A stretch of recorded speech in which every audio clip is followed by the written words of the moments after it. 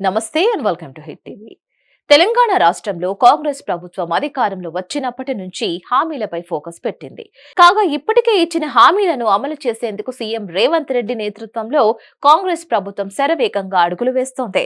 మహాలక్ష్మి పథకంతో పాటు రాజీవ్ ఆరోగ్యశ్రీ పరిమితిని పెంచడం, 200 యూనిట్ల లోపు ఉచిత కరెంట్, 500కి గ్యాస్ సిలిండర్ వంటి పథకాలను అందిస్తోంది.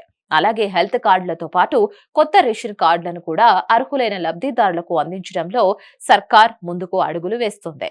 మరి ఇలాంటి సమయంలో తాజాగా తెలంగాణ మంత్రి ఉత్తమ్ కుమార్ కొత్త రేషన్ కార్డుపై కీలక ప్రకటన చేశారు. ఇటీవలే తెలంగాణ రాష్ట్రంలో కాంగ్రెస్ సర్కార్ బడ్జెట్ ను ప్రవేశపెట్టింది.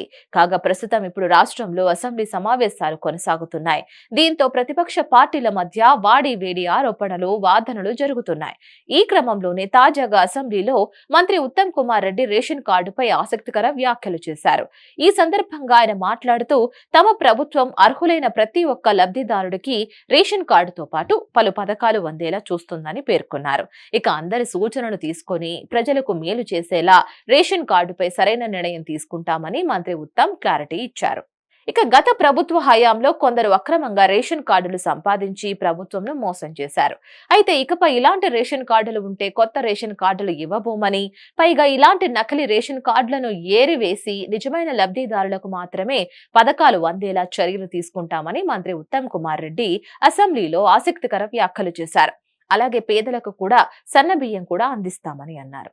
దీనిపై మరిన్ని అప్డేట్స్ కోసం stay tune to hit TV. Hit TV app ని డౌన్లోడ్ చేసుకోండి. ఇందులో short news, live news, entertainment movies అన్ని అవైలబుల్ గా ఉన్నాయి. Please download Hit TV app. Hit TV app. Hit TV యాప్ని ఫ్రీగా డౌన్లోడ్ చేసుకోండి.